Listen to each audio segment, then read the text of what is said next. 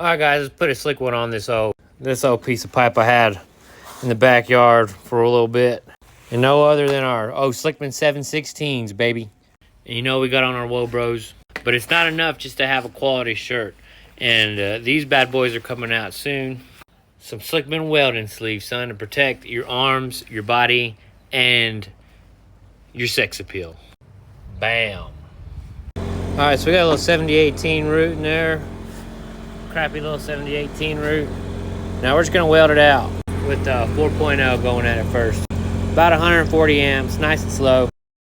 All right, so we're just welding over it. We're kind of leaving that bevel showing. Nice and slow. Nothing too much to look at here, just welding. All right, we skipped ahead. We're just gonna we did some filling. We're about to put a cap on it now. And see how we left it a little low around it? We always want it just a little bit low. We're about to put a slick one on there, so you always want your filler to be pretty smooth too. Like, yeah, it's a little rough. I need to buff it a little better. But even a Cadillac can't drive smooth on a rough road, so you got to make sure your fillers are pretty smooth. Let's check it out. Firing off on top of this thing, and look, I was like, I step and I pause. Step, pause, step, pause, step, pause. And that's what we're just carrying that all the way down. Ooh, got that first rod on there. You already know. You already tell by that flux. If the flux is right, the weld is tight.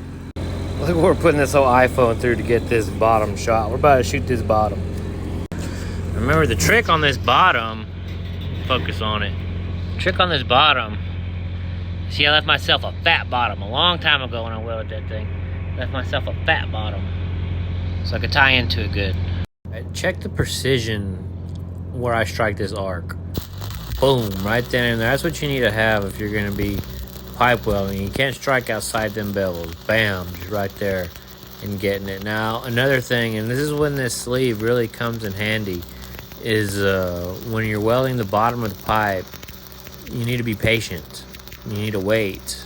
You need to let the puddle spread and do its thing. If you're worried to see all them sparks falling down, all them sparks are falling down right on top of me.